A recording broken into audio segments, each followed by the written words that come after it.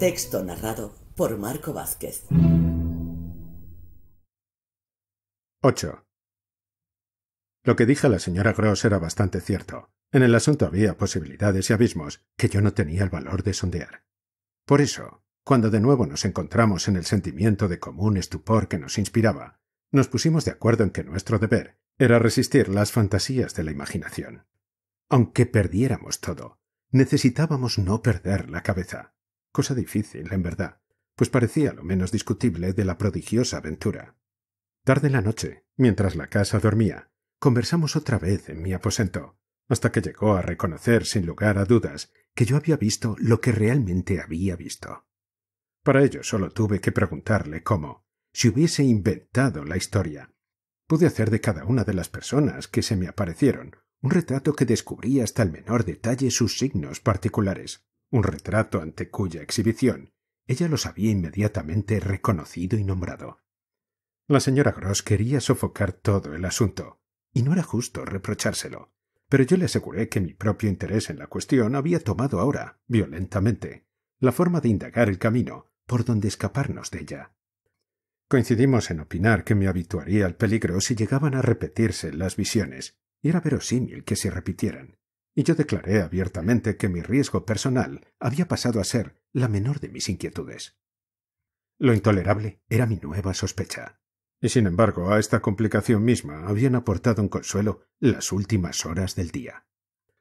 Al dejarla, después de mi primer acceso de congoja, había vuelto a mis discípulos, claro está, asociado el remedio adecuado para curar mi desesperación con el encanto que emanaba de ellos y que había reconocido desde el primer momento como algo susceptible de cultivar positivamente y que, hasta entonces, no me había fallado nunca. En otras palabras, nuevamente me sumergí en el mundo de Flora, y entonces pude advertir, fue casi una embriaguez, que sabía posar su pequeña mano, delicada y consciente, en el punto doloroso. Me había observado con tierna curiosidad. Después, sus ojos en los míos, me acusó de haber llorado. Yo pensaba que se habrían borrado de mi cara las feas huellas del llanto, pero la efusión de su penetrante caridad hizo que me regocijara, por el momento en todo caso, de que no hubieran desaparecido. Contemplar los abismos azules de sus ojos de niña y declarar que su belleza era una celada de astucia precoz significaba hacerse culpable de un cinismo que yo prefería, naturalmente, renunciar a mi opinión y, en tanto que pudiese, a mi tormento. No podía renunciar por así quererlo, sencillamente, pero podía decir a la señora Gross, como yo misma me lo dije hasta el alba una y otra vez, que con las voces de los niños resonando en el aire, sus cuerpos apretados contra mi pecho y sus rostros fragantes contra mis mejillas, todo se desvanecía menos su inocencia y su belleza. Lástima era que de un modo u otro, y lo digo de una vez por todas, me viese obligada a tomar en cuenta, nuevamente, los signos de astucia que esta tarde, junto al lago, convirtieron en algo milagroso la calma que aparenté. Lástima era que me viese obligada a recordar mi certidumbre de aquel momento. En aquel momento, sí, mi certidumbre era absoluta. La inconcebible comunión que sorprendí me pareció, por ambas partes, un simple hábito. Lástima era verme obligada a balbucear, nuevamente, las razones que no me permitieron dudar un momento de que la niñita había visto a nuestra visitante como yo realmente veía a la señora Gross y que deseaba, por lo mismo que su visión era innegable, hacerme creer que nada veía y al mismo tiempo, sin demostrarlo por la menor señal, adivinar hasta qué punto yo había participado de esa visión. Lástima era que me viese obligado a recordar, nuevamente, la portentosa y pequeña actividad con que Flora había intentado distraer mi atención, el perceptible aumento de su inquietud, la mayor intensidad de su juego, su canto, su charla pueril, su invitación a travesear. Con todo, si no me hubiese permitido este examen de los hechos, con el fin de probarme que eran puramente inexistentes, se me hubieran pasado por alto los 2 o 3 oscuros motivos de consuelo que aún me quedaban. Por ejemplo, no hubiese podido reiterar a la señora Gross la certeza de no haberme equivocado, lo que tanto importaba para el bien de todos. No hubiera implorado de nuevo, por la fuerza de la necesidad, por la angustia de mi espíritu, apenas sé cómo llamarlo, que esclareciera mi inteligencia, lo que sólo podría lograr colocando a mi amiga entre la espada y la pared. poco a poco, urgida por mí, me había contado buena parte de lo sucedido. Pero en el lado sombrío de todo el asunto, una pequeña mancha movediza y maligna me rozaba de vez en cuando las sienes como el ala de un murciélago. Y recuerdo como esa noche, porque la casa estaba dormida y la favorable conjunción de nuestro peligro y de nuestra vigilancia parecía ayudarnos, sentí la importancia de descorrer el último pliegue de la cortina. Me oigo decir: no imagino nada más abominable, pero no creo en ello, no. Y que esto se aclare definitivamente entre nosotras. De ningún modo. Con todo, si lo creyera, hay algo que exigiría de usted, que averiguaría de usted ahora mismo, sin el menor miramiento. Le preguntaría cuál era su idea cuando usted, en medio de nuestra angustia, antes de que Miles regresara, al leerle yo la carta que llegó del colegio, me respondió que no pretendía decir que el niño no se hubiera conducido nunca mal. Nunca se ha conducido mal durante estas semanas que ha vivido conmigo y en que lo he vigilado tan de cerca. Ha sido un pequeño e imperturbable prodigio de adorable y encantadora circunspección. Por lo tanto, usted pudo haberlo pretendido, de no conocer, como usted conoce, efectivamente, una excepción a la buena conducta de Miles en que fundar sus palabras. ¿En qué excepción pensaba y a qué circunstancia de su experiencia personal se refería? Pregunta horriblemente austera, pero la ligereza no era nuestra nota habitual, y en todo caso, antes de que el alba gris nos amonestara a separarnos, obtuve mi respuesta. Lo que había pensado mi compañera encuadraba perfectamente en mi conjetura. Era, ni más ni menos, que durante un periodo de muchos meses, Quint y el niño habían estado perpetuamente juntos. Ella se había aventurado a criticar la conveniencia, a señalar la incongruencia de una amistad tan íntima, hasta llegar al extremo de hablar francamente sobre ello a la señorita Gesell. La señorita Gesell le había rogado, del modo más extraño, que se preocupara de sus propios asuntos, y la buena mujer, entonces, aconsejó directamente al pequeño Miles. Le dijo, estas fueron sus palabras, que le gustaba que un joven caballero nunca olvidara su rango. Yo insistí, por supuesto, al oír sus palabras. Le recordó que Quint era tan solo un sirviente inferior. Tal como usted dice, y su respuesta, por un lado, estuvo mal, y por el otro. Esperé. ¿Repitió sus palabras a Quint? No, eso era justamente lo que no hubiese hecho. Quería hacérmelo notar. Agregó.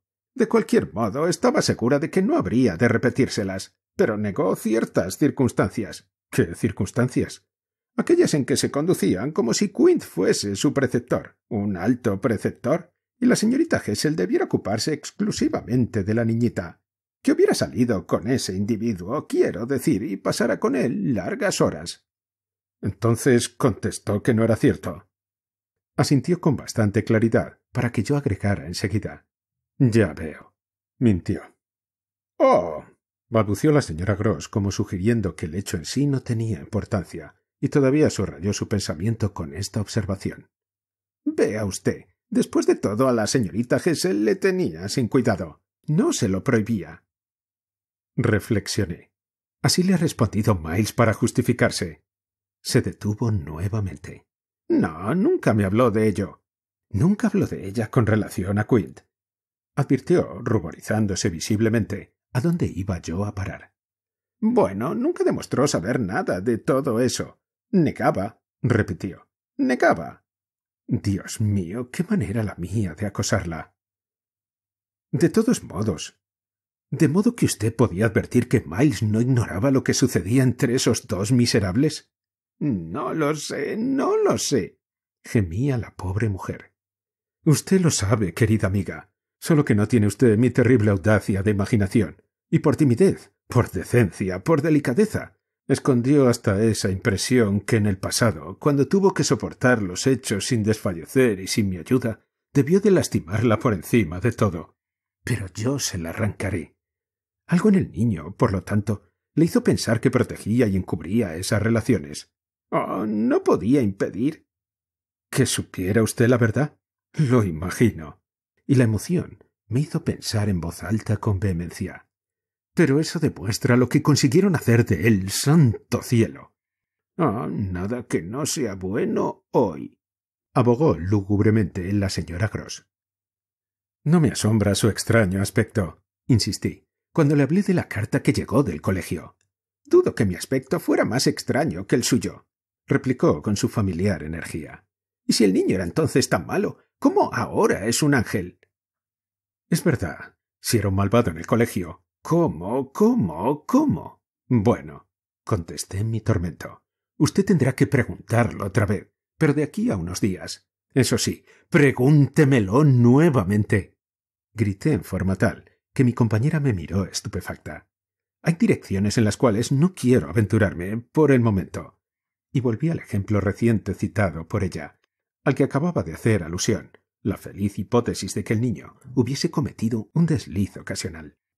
Si Quint, como usted se lo dijo al reprenderlo, era un sirviente inferior, adivino que Miles, como primera cosa, le contestó que usted era otro tanto. Como ella sintiera, proseguí. ¿Y usted lo perdonó por ello? ¿No lo habría usted perdonado?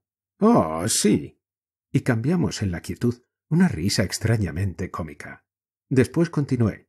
En todo caso, mientras él estaba con el hombre, la niñita estaba con la mujer. Eso les convenía a todos. A mí también. Me convenía demasiado, pensé.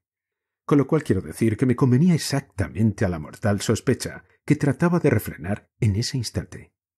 Pero conseguí retener a tal punto la expresión de mi pensamiento que por ahora no haré otra aclaración que la que pueda colegirse de mi última frase a la señora Gross.